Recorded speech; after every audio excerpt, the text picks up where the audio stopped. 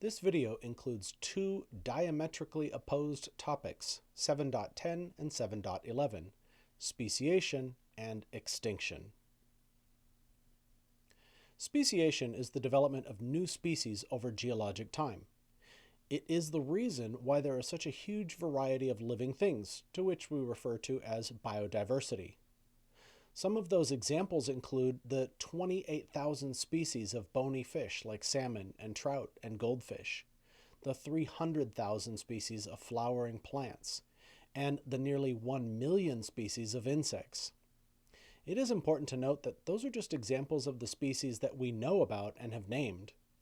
There are still a huge number of species that are yet to be discovered, the vast majority of which are microbes. Extinction is ubiquitous. As long as life has existed on Earth, there have been extinctions. As a matter of fact, scientists estimate that somewhere around 99% of all species that have ever existed have reached extinction. Just to give a bit of perspective, in 2016, findings out of Indiana University suggested that there are somewhere around 1 trillion species currently living. But keep in mind that extinction is ultimately the fate of all species. Before we go on and take a look at the rest of this video, it's important for us to have an appropriate working definition of what a species is. A species is a group of organisms that can potentially interbreed with one another, creating viable, fertile offspring. Viable, fertile offspring are also capable of reproducing with like organisms to continue the propagation of the species.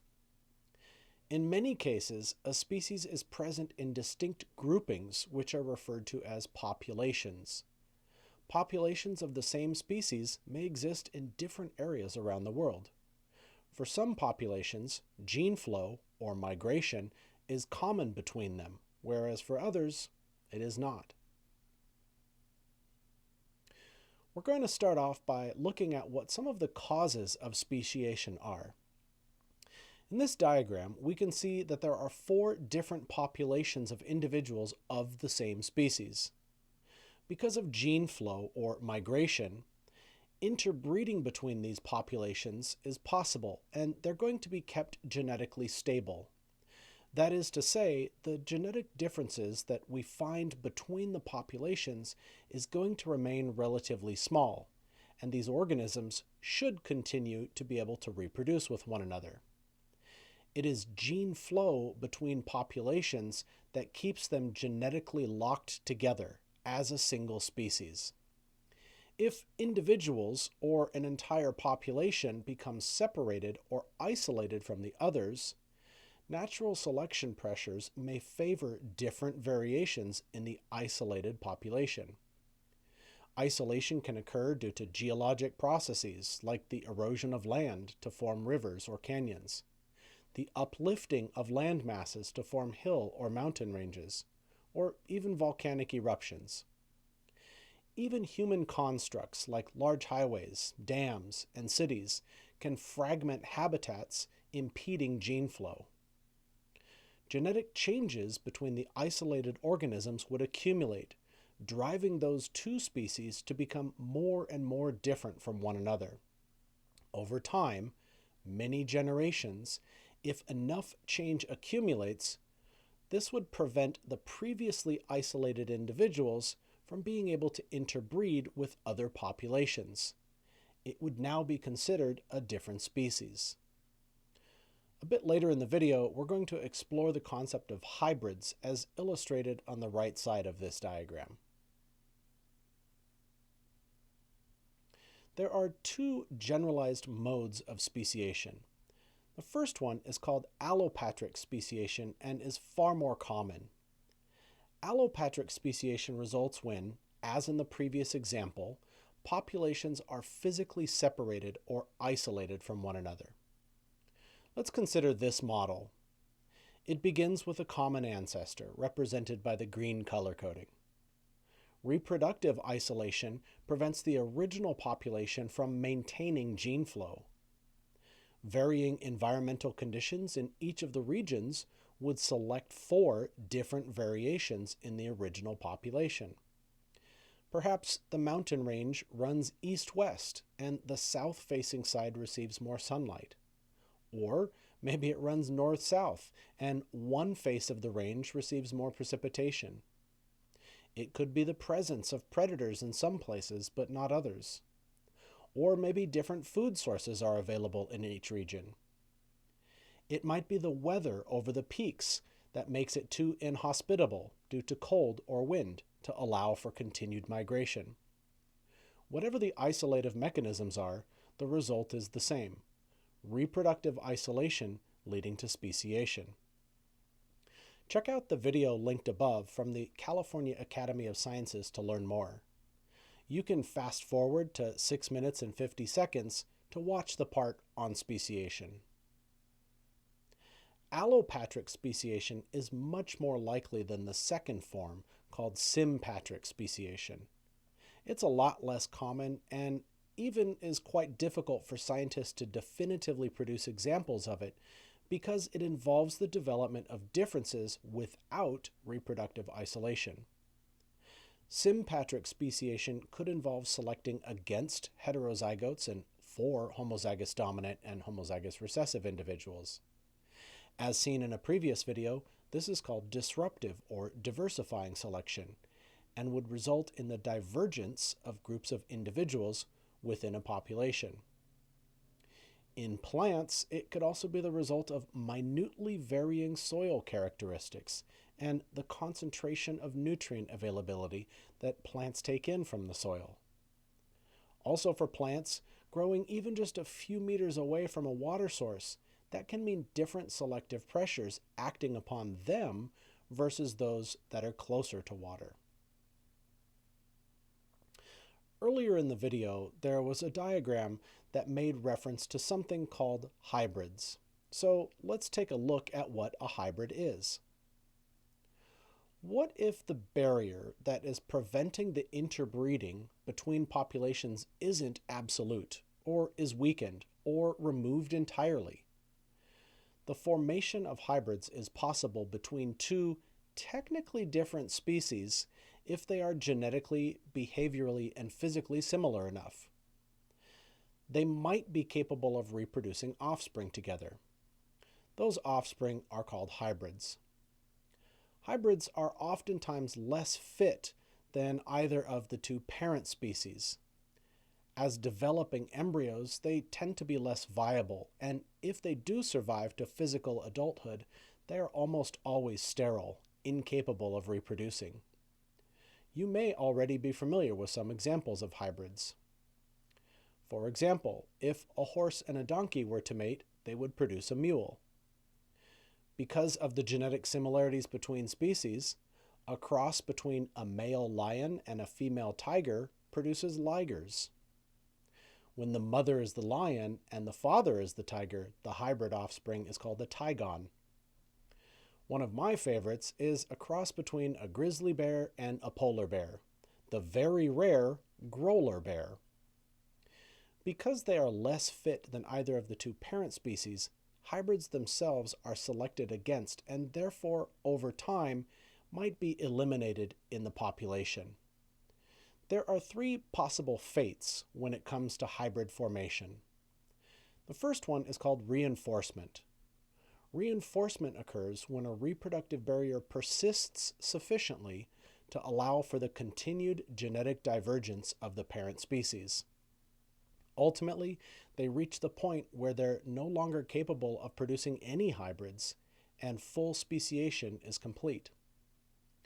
Fusion occurs when the reproductive barrier is eliminated, or at least weakened to the point where individuals can freely migrate between populations, reproducing with one another. This decreases the genetic differences between them, confirming them as a single species.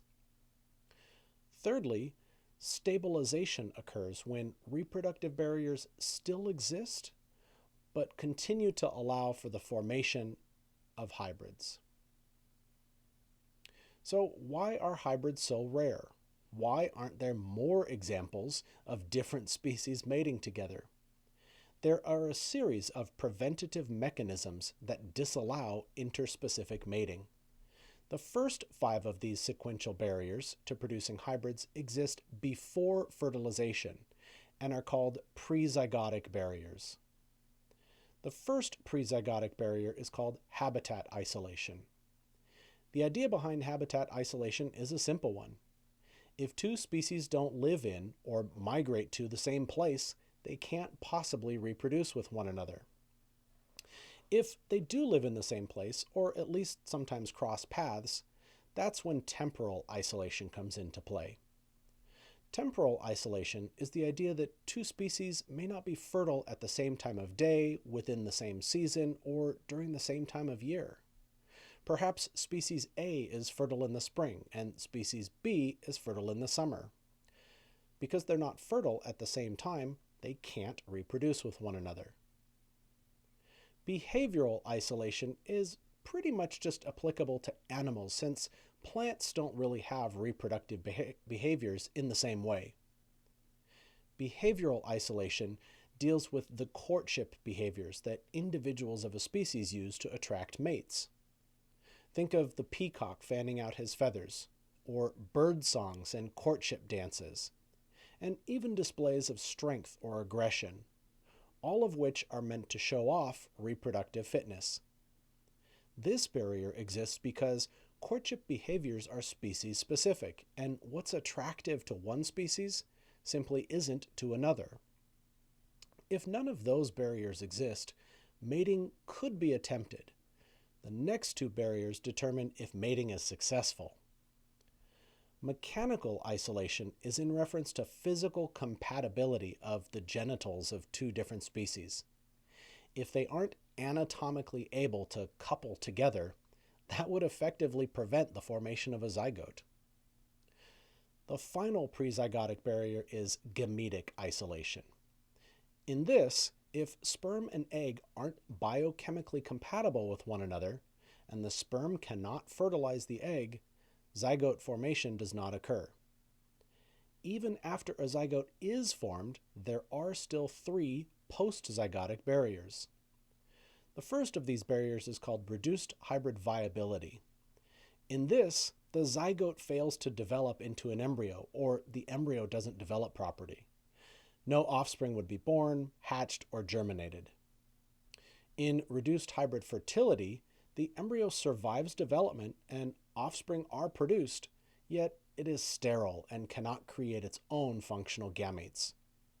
This barrier is common in many hybrids, including the example seen earlier. The final barrier doesn't refer to the hybrids themselves, but to the offspring of hybrids. The first generation of hybrids is functional and don't suffer from any reduced fertility or viability. But when a hybrid tries to create offspring, if their offspring have reduced hybrid viability or fertility, that would be what's called hybrid breakdown. Hybrid breakdown effectively halts reproduction of hybrids beyond the first generation of offspring. If none of those barriers exist, then we could refer back to the original 2 individuals that created the offspring and declare them officially as being members of the same species. A special type of speciation called adaptive radiation occurs when a population of individuals colonizes a habitat that wasn't previously occupied by them. It could be the result of an extinction event that cleared the way for new species to exploit underutilized resources.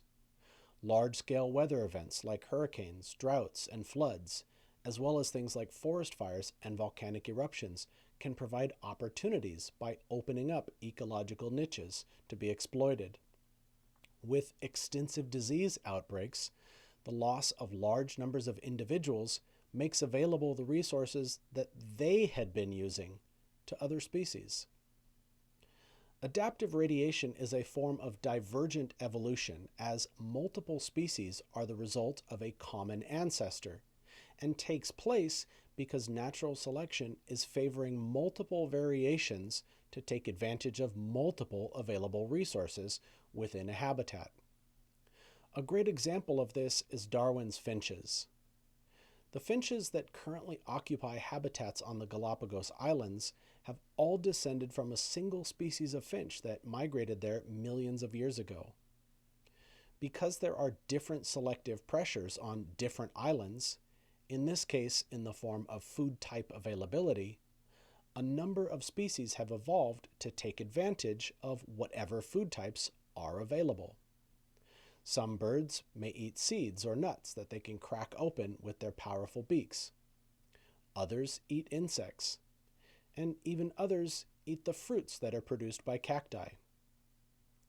Another example of adaptive radiation can be seen in the variety of marsupials in Australia. They are all descended from a common ancestor and share relatively similar anatomical and physiological similarities. But because of different selective pressures in different geographic locations, they've evolved different adaptations that allow them to survive under those pressures. There are two main models that exist to describe the pace of evolution. In gradualism, the idea is that there are tiny, imperceptible changes that occur in a species from one generation to the next. Because this generation-to-generation change is small, we can rarely observe them. But when we look at the accumulation of changes over hundreds or even thousands of generations, the change and differences become apparent. This model illustrates an initial ancestor species and many of its descendant species, each with minor changes from the previous one. The second model is called punctuated equilibrium and suggests that species are relatively stable for extended periods of time. Then, change occurs rapidly. A punctuated equilibrium model would look something like this. So, why the two distinctly different models? Why are both gradualism and punctuated equilibrium both present in evolutionary theory? Simply, the gradualism model is lacking evidence in the fossil record. As evidence of previous forms of life, the fossil record is now and will always be incomplete. We don't have samples of every microevolutionary change for every species that ever existed. What we do have evidence for in the fossil record is punctuated equilibrium. Because science relies on evidence, not what we might feel to be correct, that's why the two models persist. In the second part of this video, we're looking at not the beginning of a species, but its end, extinction. Let's take a look at some definitions. Most people have some version of this in mind when they hear the word extinct. It says it's when the last member of a species has died or when there are no remaining individuals of a given species. Oftentimes, we qualify the term extinct by adding some modifiers. For example, we might say extinct in the wild to mean that they're only found in captivity and no longer in the wild. We may say that it's locally extinct. Local extinction refers to the fact that a population doesn't exist where it once did, but other populations are still present in other areas. Functional extinction means that a population has decreased so low that it's not capable of effectively reproducing anymore, and that species is likely to face true extinction within a few generations. It's important to know, though, that extinction doesn't simply mean that all members are actively killed or wiped out by some force of nature. Thanks to evolutionary change, when species evolve to the point where they're so different from their ancestors that we wouldn't consider them the same species anymore, we would say that they are extinct. This is typical within 1 million to 10 million years of speciation. When thinking on extinction, it's easy to think about catastrophic mass extinction events. You know, those massive events that wipe out huge numbers of species. Arguably, the most famous mass extinction is the KT, or Cretaceous Tertiary event. It's the one that took place about 66 million years ago and is known as the one that led to the extinction of all of the dinosaurs. But in the last 500 million years or so, there have been 4 other mass extinction events. About 445 million years ago, the Ordovician extinction event eliminated 85% of all known species, and the Devonian 70%. One of the most deadly, the Permian extinction event, killed 95% of all species, including the pretty famous trilobites. Even during the reign of the dinosaurs, an extinction event called the Triassic eradicated 76% of all species. Going back farther in time, there were even more mass extinctions. The most consequential for life as we know it has to do with the evolution of oxygenic photosynthesis and the buildup of oxygen in the Earth's atmosphere. Check out the video from PBS linked above to learn more about the Great Oxygenation Event. Extinctions are not limited to those dramatic, large-scale events that stamp out huge numbers of species. Extinctions are always taking place, and they are referred to as the background extinctions. It is generally defined as the extinctions that take place without human interference. It's really difficult, however, to accurately calculate the background extinction rate. This is true because in order to make that calculation, we need to know 2 things, both of which are nearly impossible to quantify. The first is, how many species are going extinct in any given period of time? Of course, we don't get notifications every time a species reaches extinction. Second, we need to know how many species did not go extinct during that same period of time. Since we don't know exactly how many species there are during any given period of time, making these calculations involves using a lot more scientific estimation methods rather than strict mathematics. Extinction is the result of a variety of factors. One of them is ecological change. Environmental conditions are in a constant state of flux, which is one of the forces that drives evolutionary change. But if evolutionary change doesn't keep up with the pace of ecological change, that can lead a species to extinction. Genetic pollution is the result of hybridization and results in a greater proportion of lower fitness individuals. A variety of anthropogenic causes, such as habitat destruction, pollution, and climate change, are all factors that influence the pace of extinctions. Earlier in this video, I mentioned that species tend to reach extinction within 1 to 10 million years of their speciation. The reason for that range is that different groups of organisms reach extinction within different periods of time. For example, mammals, in general, tend to reach extinction within about 1 million years, whereas invertebrates do so within about 11 million years. This is the result of different environmental and evolutionary pressures acting upon each group of organisms in different ways. It might be easy to think of extinction as a bad thing, but in fact, it is a necessary part of evolutionary change and is a constructive process. When extinction occurs, it opens up ecological niches for other species to exploit. New habitats and new resources make it possible for life to diversify into more different kinds of living things when remaining species are able to exploit resources that they didn't previously have access to. This graph shows the relationship between extinctions and the diversity of life over the last 600 million years. Extinction and evolution is what has made possible the incredible biodiversity of living things. And that's the conclusion for this video. Thank you for watching and take care.